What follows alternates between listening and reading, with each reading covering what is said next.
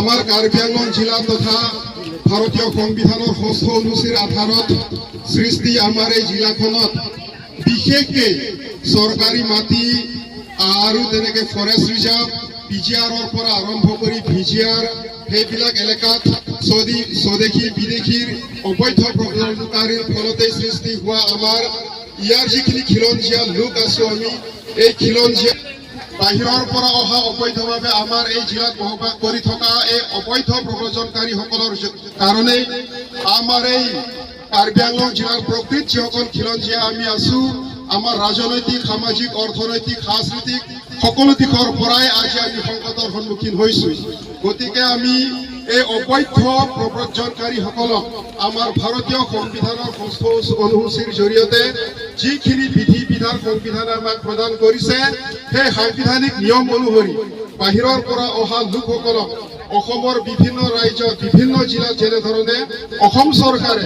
ইভিকশ্যনৰ পদক্ষেপ গ্ৰহণ কৰিছে আমাৰ এই কাৰ্বি আংলং জিলাৰ পৰা অবৈধ প্ৰব্ৰজনকাৰীসকলক অসম চৰকাৰে যেনেধৰণে অসমৰ বা ভাৰতবৰ্ষৰ আইন অনুযায়ী ইভিকশ্যন কৰি আছে আমাৰ খিলঞ্জীয়া জাতীয়তাবাদ খিলঞ্জীয়াসকলৰ অস্তিত্ব ৰক্ষা কৰিবৰ কাৰণে ইভিকশ্যন কৰিব লাগে বুলি সেই দাবী উত্থাপন কৰা আমি সকলোৱে জানো আৰু আমাৰ এই আহ্বানৰ প্ৰতি আমাৰ এই দাবীৰ প্ৰতি সঁহাৰি জনাই অসম চৰকাৰৰ ডক্টৰ মাননীয় মুখ্যমন্ত্ৰী হিমন্ত বিশ্ব শৰ্মাই আমাক প্ৰতিনিধি হিচাপে প্ৰেৰণ কৰিছে ডক্টৰ.RANOJ ডাঙৰীয়াক গতিকে এখেতৰ পৰাই মই অসম চৰকাৰৰ যিখিনি পদক্ষেপ সেই পদক্ষেপৰ বিষয়ে আমাৰ ৰাইজক অৱগত কৰিবৰ কাৰণে এখেতক মই অনুৰোধ কৰিছো Additional Chief Secretary West Karbi Anglong জিলাৰ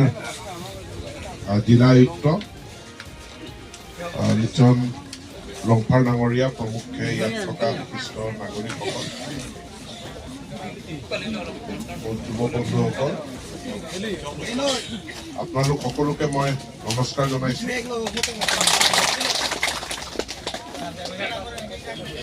কালি ৱেষ্ট কাৰ্বি আংলং জিলাত কাৰ্বি আংলং স্বায়ত্তশাসিত পৰিষদ অঞ্চলত যি ঘটনা সংঘটিত হ'ল এই ঘটনা সংঘটিত হোৱাৰ লগে লগে মাননীয় মুখ্যমন্ত্ৰী মোক ফোন কৰি ক'লে আপুনি ক'ত আছে সকলো মোৰ গুৱাহাটীত মোৰ বহুতখিনি কাৰ্যসূচী আছে মই মিটিঙত ক'লে আপুনি আপোনাৰ কাৰ্যসূচী চব কেঞ্চেল কৰক আৰু এতিয়া আপুনি ৱেষ্ট কাৰ্বি আংলং আপুনি যাওক এনেকুৱা ঘটনা হৈছে কি হৈছে এইটো আপুনি এজন মন্ত্ৰীৰ বহুত কাৰ্যসূচী দিয়া থাকে বহুত দূৰৰ পৰা মানুহ এপইণ্টমেণ্টৰ কাৰণে মাতা হৈছে এইবিলাক কেঞ্চেল কৰি মই ইয়াত আহিছোঁ আৰু আমাৰ চৰকাৰ মই এজন নিজে ট্ৰাইবেল মানুহ আৰু মই ট্ৰাইবেল আন্দোলনৰ পৰাই ইয়াত পলিটিক্সত আহিছোঁ গতিকে ট্ৰাইবেল আন্দোলন ট্ৰাইবেলৰ ইছ্যুজবিলাক কি এইটো মই খুব ভালকৈ জানো আৰু এতিয়া হিমন্ত বিশ্ব শৰ্মাৰ চৰকাৰে আমি ট্ৰাইবেল মানুহৰ লেণ্ড ৰাইটছ প্ৰটেকশ্যনৰ কাৰণে আমি বহুত কাম কৰি আছোঁ অসমত 6 শিডিউল আছে আৰু 6 শিডিউল এৰিয়াত লেণ্ড ৰেভিনিউ মেটাৰটো কমপ্লিটলি 100% এইটো কাউন্সিলৰ মেটাৰ ইয়াত ষ্টেট গভৰ্ণমেণ্টৰ কোনো ৰোল নাই আৰু 6 শিডিউলত লেণ্ডটো ট্ৰাইবেল মানুহৰ কাৰণে ট্ৰাইবেল মানুহৰ এইটো এটা প্ৰটেক্টেড কনষ্টিটিউচনেলি প্ৰটেক্টেড ৰাইটছ প্লেইনছত 6 শিডিউল বাহিৰত এই ব্যৱস্থা নাই সেইকাৰণে প্লেইনছত ট্ৰাইবেল বেল্ট ব্লক আৰু মই অসম চৰকাৰত মন্ত্ৰী হোৱাৰ পাছত 1947-51 ট্ৰাইবেল বেল্ট ব্লক হৈছিলে তাৰ পাছত নতুন ট্ৰাইবেল বেল্ট ব্লক অসমত কেতিয়াও হোৱা নাছিল প্লেইনছত মাত্ৰ এই চৰকাৰৰ দিনত নতুন বেল্ট ব্লক অসম চৰকাৰে আকৌ নতুনকৈ ট্ৰাইবেল বেল্ট ব্লক কৰে আৰু এনাউন্স কৰিছে যে আগতে আমাৰ বেল্ট আছিলে ব্লক আছিল তো ব্লক মানে কেইবাটাও গাঁও লগ লাগি একটা ব্লক হয় আমাৰ প্ৰশ্ন আছিলে এটা গাঁও অকলে আছে এইটো কি হ'ব একটা গাঁও অকলে থাকিলে বেল্টটো নহয় ব্লকো নহয় কিন্তু আমি এইটো সিদ্ধান্ত ললো যে এটা গাঁও যদি কৰবাত অকলে আছে তাতো মিনি ব্লক গঠন হ'ব এইটো আমি কৰি আছো গতিকে আসাম গভৰ্ণমেণ্টৰ কমিটমেণ্ট ট্ৰাইবেল মানুহৰ ল্যান্ড ৰাইটস প্ৰটেক্ট কৰাক লৈ পেলাই অসম চৰকাৰৰ যিটো কমিটমেণ্ট আছে কমিটমেণ্টটো আমি কোনো ডাউট কৰিব নালাগে এইটো সন্দেহ কৰিব নালাগে আসাম গভৰ্ণমেণ্টে প্লেইনছৰ কাৰণে আসাম গভৰ্ণমেণ্টে ল্যান্ড পলিচি লৈছে য'ত এজন ল্যান্ডলেছ মানুহ মেক্সিমাম 7 বিঘা খেতি মাটি 1 বিঘা খেতি মাটি পাব পাৰে কিন্তু আমাৰ ল্যান্ড পলিচিত আমি পাছ কৰিছো যদি ট্ৰাইবেল মানুহ হয় আৰু ট্ৰাইবেল মানুহ যদি পৈতৃক সূত্ৰে তেখেতৰ যদি মাটি হয় তেতিয়াহ'লে তাত 7 বিঘাৰ ৰুলটো নাথাকে আপ টু 50 বিঘা ট্ৰাইবেল মানুহ পাব পাৰে এই কথাটো মই আপোনালোকক এই কাৰণে কৈছো যে আমাৰ কমিটমেণ্ট যে ল্যান্ড ৰাইটস ট্ৰাইবেল মানুহৰ ল্যান্ড ৰাইটস প্ৰটেক্ট কৰাৰ কাৰণে এতেকে কাৰ্বি আংলং ডিমা হাছাওতো ট্ৰাইবেল মানুহৰ যি ল্যান্ড ৰাইটস আছে তাক আসাম গভৰ্ণমেণ্টে ফুল্লি ৰেসপেক্ট কৰে সন্মান কৰে আৰু ইয়াক এটো কনস্টিটিউশনাল ৰাইট হয় ইয়াক প্ৰটেক্ট কৰিবৰ কাৰণে অসম চৰকাৰে যি সাপোৰ্ট দিব লাগে এতিয়া ঘটনাটো হ'ল এটো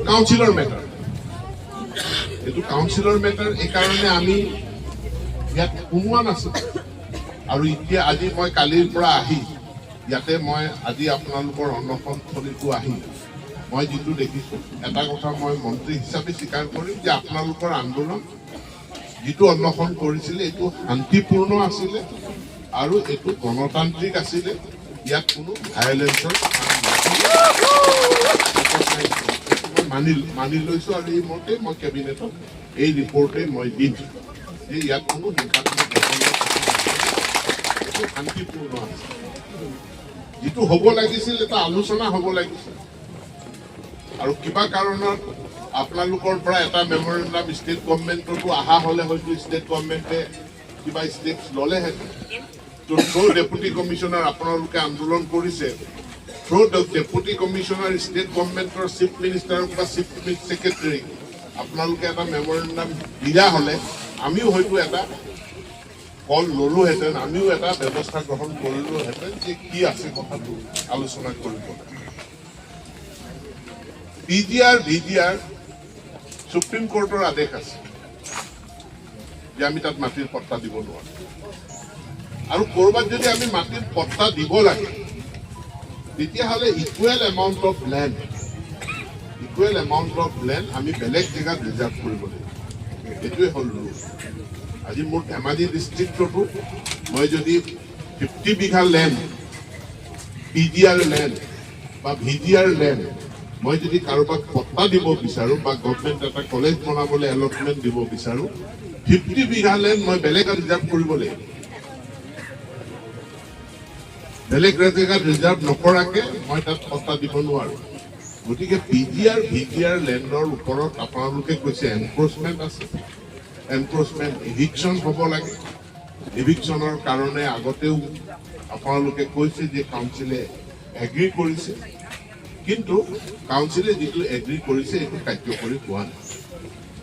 যদি এইটোৱে কথা হয় তেতিয়াহ'লে মই আপোনালোকক অনুৰোধ জনাম যে আমিতো ষ্টেট গভৰ্ণমেণ্ট কাউন্সিল মেটাৰ আমি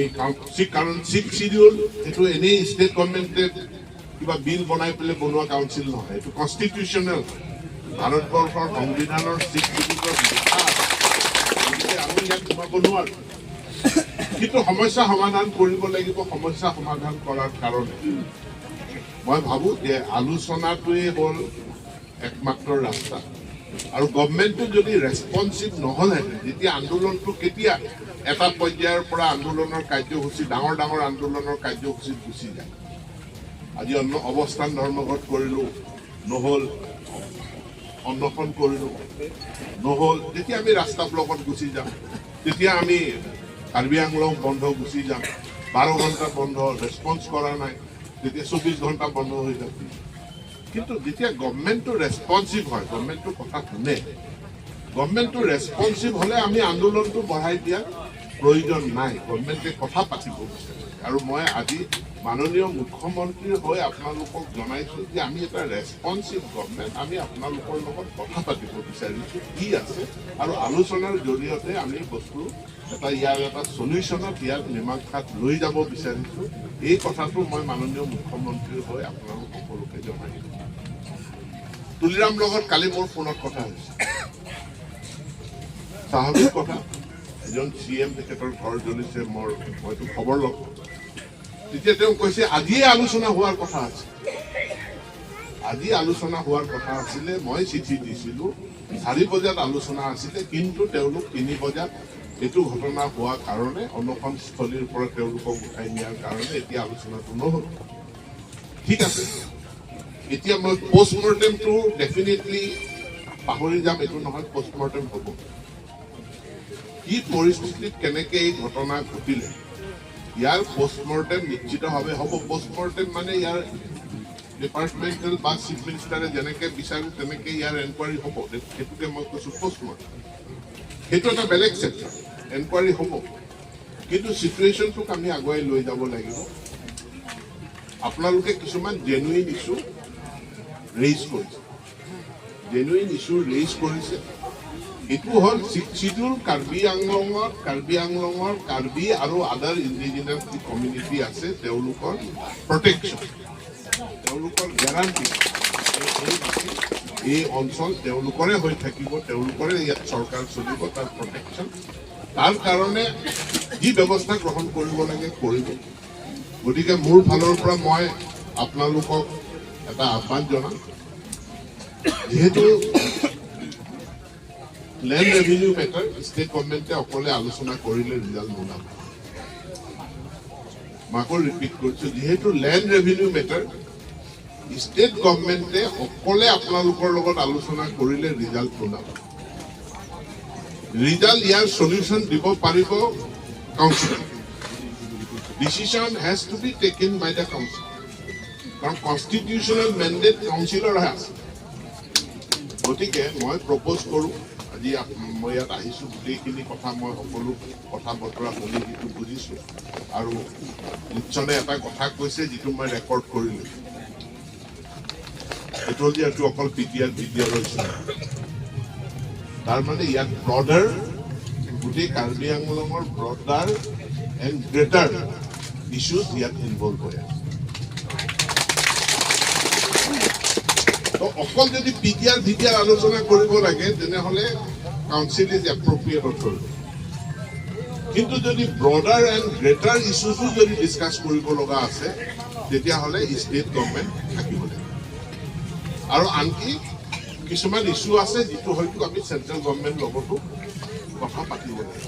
তো মই প্ৰপ'জ কৰিব বিচাৰোঁ যে আপোনালোকে আপোনালোকৰ আন্দোলনৰ কাৰ্যসূচীটো স্থগিত কৰক, আৰু প্ৰথম এটা ত্ৰিপাক্ষিক আলোচনা কাৰ্বি আংলং অট'নমাছ কাউন্সিল, অসম চৰকাৰ আৰু আপোনালোকৰ এটা প্ৰতিনিধি দল, আমি প্ৰথম সোনকালে আমি যিমান পাৰোঁ আমি আলোচনাত বহোঁ, আৰু আমি ভাৰতবৰ্ষ এখন ডাইভাৰ্ছ কাণ্ট্ৰি, ভাৰতবৰ্ষ বহুত বিশাল, বহুত জাতি জনগোষ্ঠী আছে, আৰু এই জাতি জনগোষ্ঠীৰ মাজত বিভিন্ন কাৰণত সংঘাতো আছে বহুত, কিন্তু আমি পিচফুল মিনছৰ জৰিয়তে, ডেমক্ৰেটিক মিনছৰ জৰিয়তে আমি আগুৱাই যাব লাগে, আমি তাৰ চলিউশ্যনবিলাক বিচাৰিব লাগে। এতিয়া খেৰণিত যিটো চিটুৱেশ্যন আছে এই চিটুৱেশ্যনটো কণ্টিনিউ কৰাটো আমি কোনো বিচাৰোঁ। মই অসম চৰকাৰৰ মোৰ এডিশ্যনেল চিফ ছেক্ৰেটেৰী আহিম, মই কেবিনেট মন্ত্ৰী,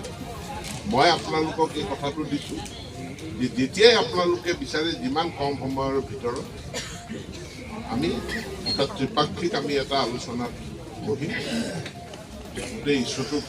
সলিউশ্যনৰ ফালে আগুৱাই লৈ যোৱাৰ কাৰণে আৰু ইন দি মিন টাইম সকলো পক্ষৰ পৰা এটা প্ৰচেষ্টা হ'ব লাগে যাতে চিটুৱেশ্যনটো নৰ্মেল হয় আৰু আমি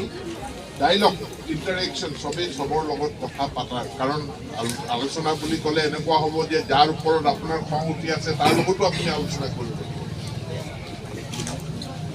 মই এতিয়া কপিলি দলং পাৰ হৈ আহি কেইজনমান যুৱক পালোঁ কাৰ্বি তো কৈছে তুলিৰামক আনি দিয়ক। মই ভাবিছোঁ এতিয়া আনি দিলে কি কৰিব, কিন্তু ঘটনাই কৰি দিব, কালিতো ঘৰটো কৰিছে যে কিবা। গতিকে অলপ চিটুৱেশ্যনটো শান্ত মানুহ সংযত হ'ব লাগে, মানুহ ধৈৰ্য হ'ব লাগে। কাৰ্বি আংলঙত যিয়ে চকীত বহি আছে সিয়ে আলোচনাত বহিব লাগিব। চকীত নবহা মানুহ আলোচনাত বহি পেলাই কোনো সিদ্ধান্ত দিব নোৱাৰে। গতিকে মই অসম চৰকাৰৰ হৈ আপোনালোকক অনুৰোধ জনাইছোঁ, আপোনালোকৰ আন্দোলনটো সাময়িকভাৱে স্থগিত কৰক আৰু আপোনালোকে সহমত পোষণ কৰিলে আমি এই মাহৰ বছৰৰ ভিতৰত 31 তাৰিখৰ ভিতৰতে আমি এটা তাৰিখত য'তে আপোনালোকে যি জেগা আমাৰ কাৰণে সুবিধা হয় তাতে আমি অসম চৰকাৰ, কাৰ্বি আংলং অট'নমাছ কাউন্সিল আৰু আপোনালোকৰ প্ৰতিনিধি আমি একেলগে এটা আলোচনাত বহি বিডিআৰৰ ইছ্যু আৰু তাৰ লগতে আদাৰ গ্ৰেটাৰ এণ্ড ব্ৰডাৰ ইছ্যুজ যিবিলাক আপোনালোকে আছে বুলি কৈছে সেইখিনিও আপোনালোকে উত্থাপন কৰিব। সেই গোটেইখিনি ইছ্যু আমি একেলগে আলোচনা কৰিম বুলি মই প্ৰতিশ্ৰুতি ৰাখিছোঁ। ধন্যবাদ। আজি মই ৱেষ্ট কাৰ্বি আংলং জিলাত ইয়াত আহি উপস্থিত হওঁ। কাৰ্বি ৰাইজে যোৱা 6 ডিচেম্বৰৰ পৰাই তেওঁলোকে অন্বেষণ কৰিছিল আৰু যিটো অন্বেষণত তেওঁলোকৰ কেইবাটাও দাবী আছিল আৰু সেই অন্বেষণটো আহি যেতিয়া কালি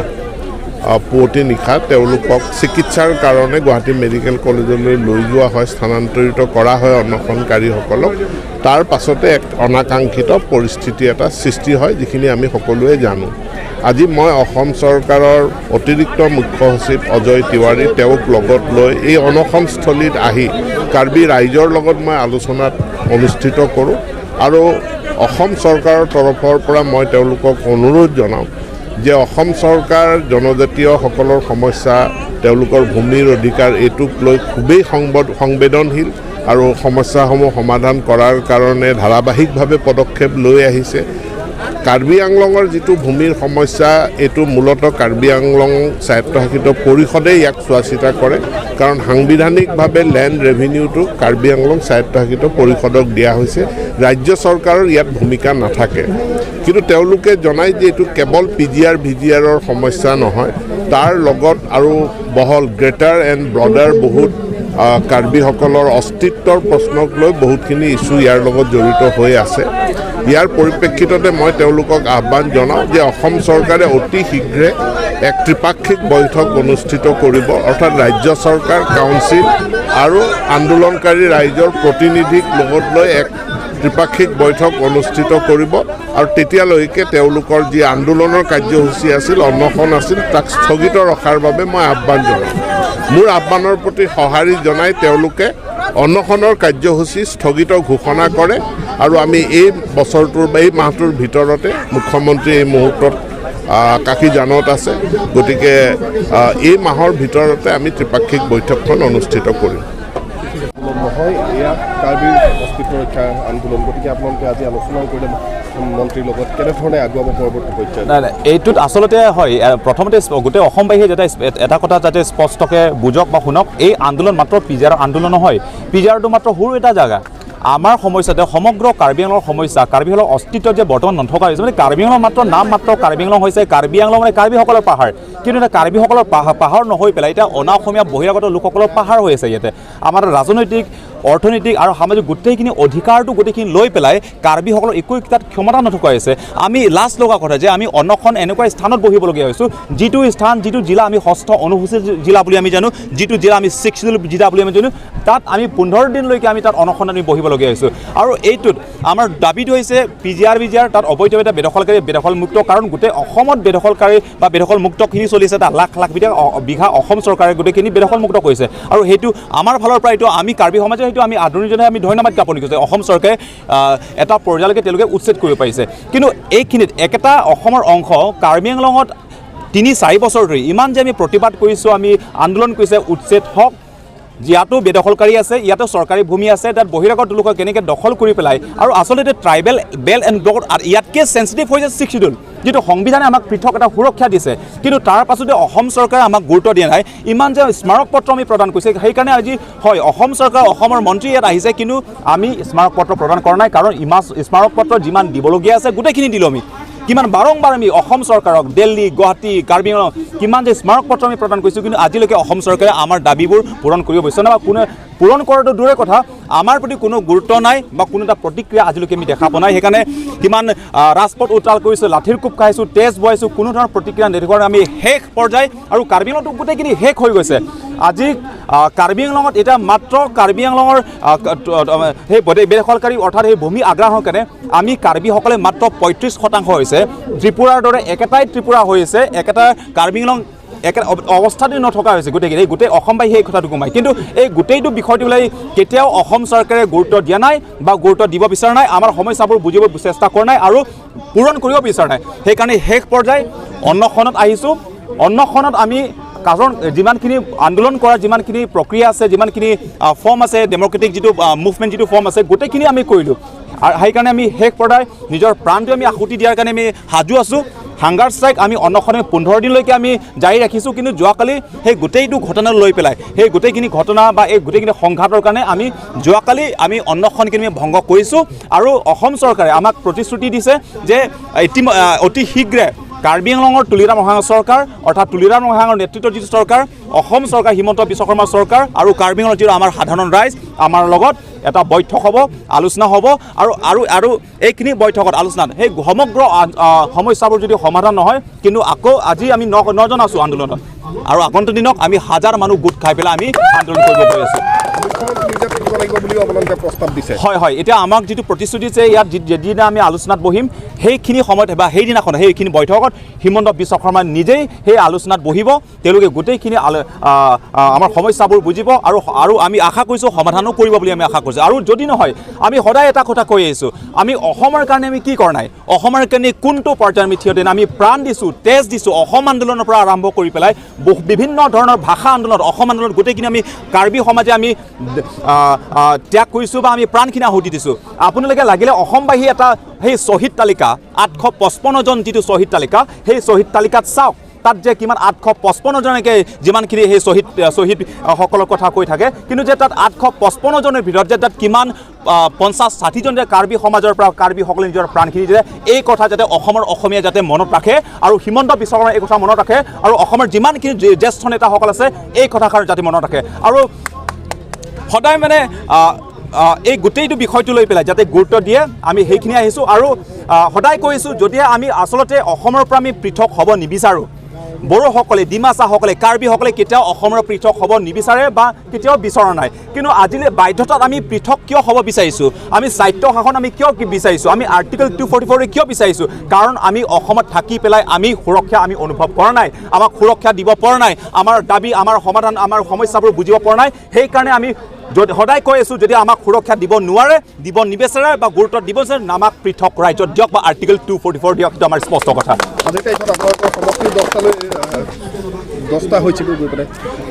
নাই, আমাৰ কাৰ্বি আংলঙত গোটেই 26টা সমষ্টি আছে। এই 26টা সমষ্টিত মূলতে আমাৰ কাৰ্বি আংলঙত যিটো 1980s-90sত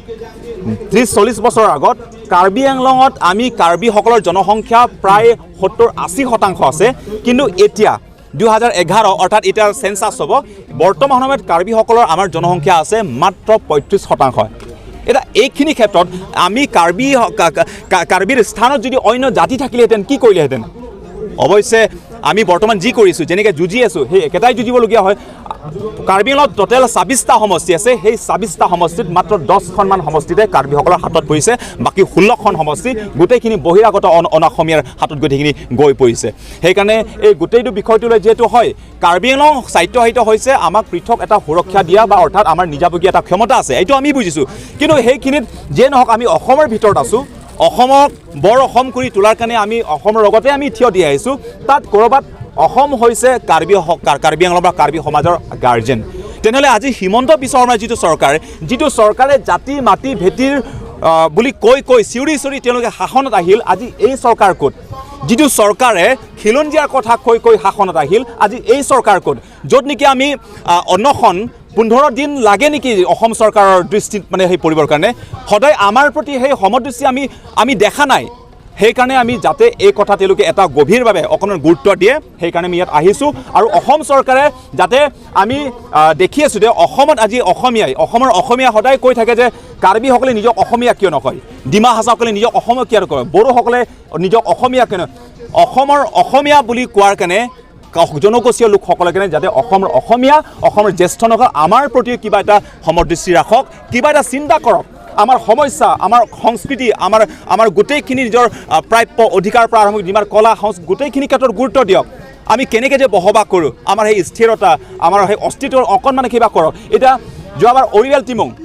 মেঘালয় সীমান্তৰ যিটো সীমা তাত অৰিয়েল টিমং এজনৰ প্ৰাণ হেৰুৱাবলগীয়া আছে সেই অসম আৰু মেঘালয় সীমান্তত কিন্তু আজি অসমৰ কোনো এজন জ্যেষ্ঠ নেতাই না তালৈকে গৈছে না কোনো এটা প্ৰতিক্ৰিয়া দেখুৱাইছে সেইটো লজ্জিত কথা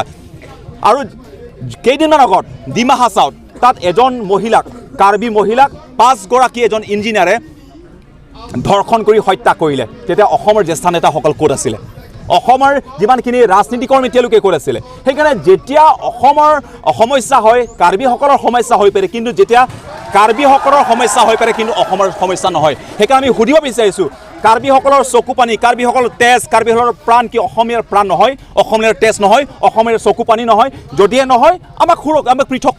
কৰি দিয়ক আমাক স্বায়ত্তশাসন দিয়ক যিটো সংস্থাপন যিটো সুৰক্ষা দিব লাগে নিজেই আমি বহন কৰিম নিজেই নিজক চোৱা চিতা কৰিম সেইটো আমাৰ চিধা কথা সেইটো আমি অসমীয়া আমি ঠাট্টা কৰা নহয় আমি অসমৰ পৰা থিয়